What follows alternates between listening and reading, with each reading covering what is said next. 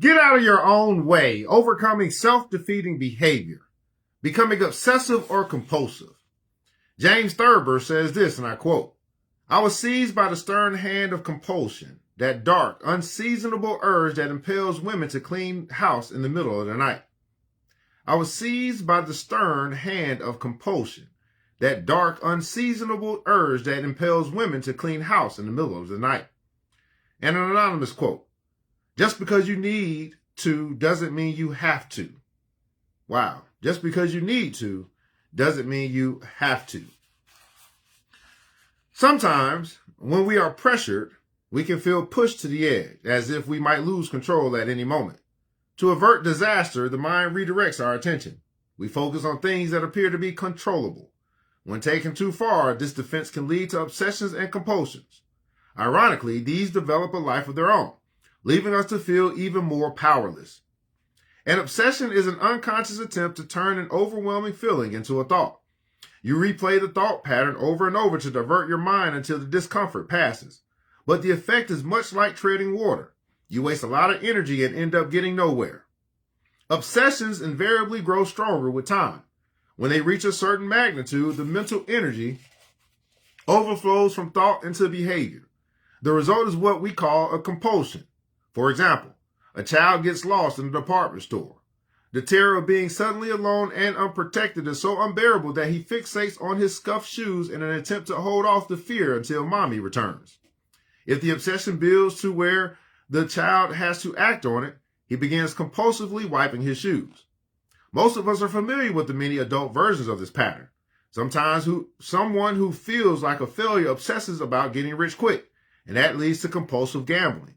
Someone who feels ugly obsesses about the appearance of her home and then compulsively decorates. Someone who feels empty inside obsesses about how to fill herself up and become a compulsive eater. The key to breaking the obsession or compulsion is to confront head-on the pain or fear that gave rise to it. As a rule, the longer you avoid the root issues, the more powerless you feel and the more consuming the obsession and compulsion become. The best approach is to retrace the process in reverse. First, stop the compulsive behavior. Whether it is washing your hands, cleaning your house, having sex with dangerous partners, or whatever, this might not be easy. It can create anxiety similar to that of an addict going through withdrawals, since a compulsion is, in a sense, an addiction to a dysfunctional way of coping. When you cease the compulsive behavior, your system will back up to what preceded it, obsessive thinking. Since it no longer has an outlet in behavior, the obsession will escalate. Eventually, it will build to a point where you are forced to pay attention to the core feelings that set the pattern in motion in the first place.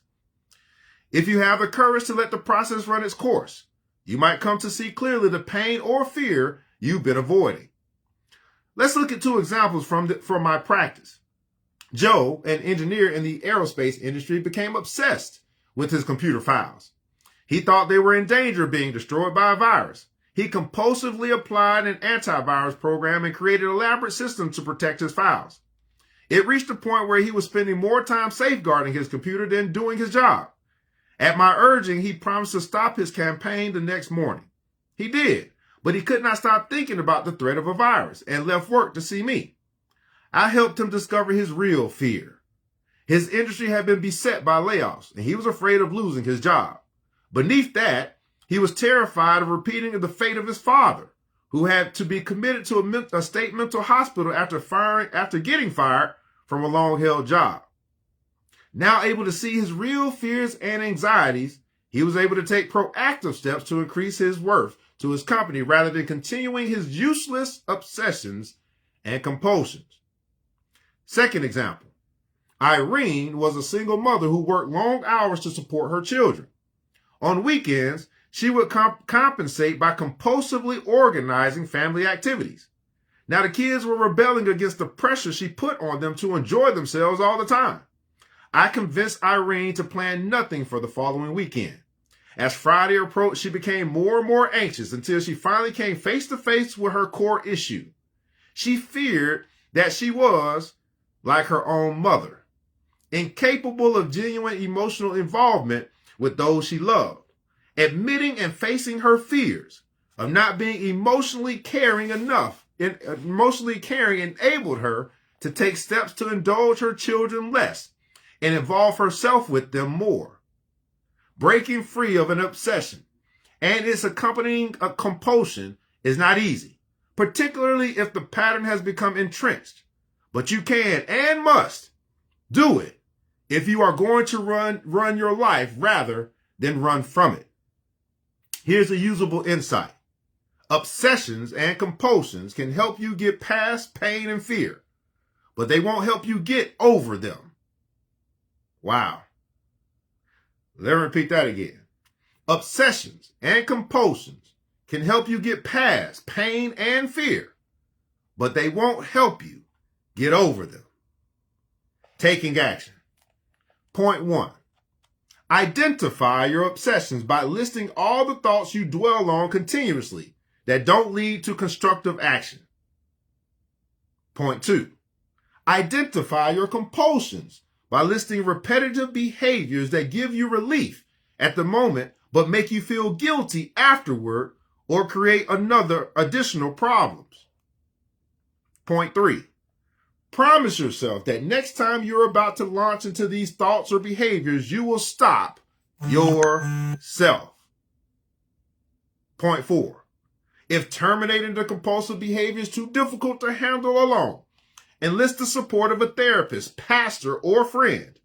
A trusted person who will stand by you can be indispensable in this phase.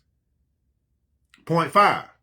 If you find yourself slipping into an unwanted action, say to yourself, "Oh, I forgot.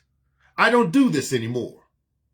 It's a simple reminder that you have made a commitment to no longer engage in that self-destructive behavior. Point 6. When you stop the compulsive behavior, tension will increase. Become aware of the physical and emotional sensations. Ask, what do I feel and where do I feel it? Point 7. After you identify the sensations, complete the following sentences. When I feel this way, it makes me want to blank. If I do that, the consequences will be blank. A better thing to do now would be blank. And the last point, reward yourself. Each time you don't give in to an obsession or compulsion, eventually, feeling that you're no longer in the grip of obsessions and compulsions, you will be no longer in the grip of obsessions and compulsions will be reward enough. Here's your side note. The obsessive and compulsive behavior discussed here should not be confused with obsessive compulsive disorder, a serious psychiatric condition that often requires medication. Becoming obsessive or compulsive. Get out of your own way. Overcoming self-defeating behavior. Practical lessons for conquering procrastination, envy, fear, neediness, guilt, and more by authors Mark Goulston, MD, and Philip Goldberg.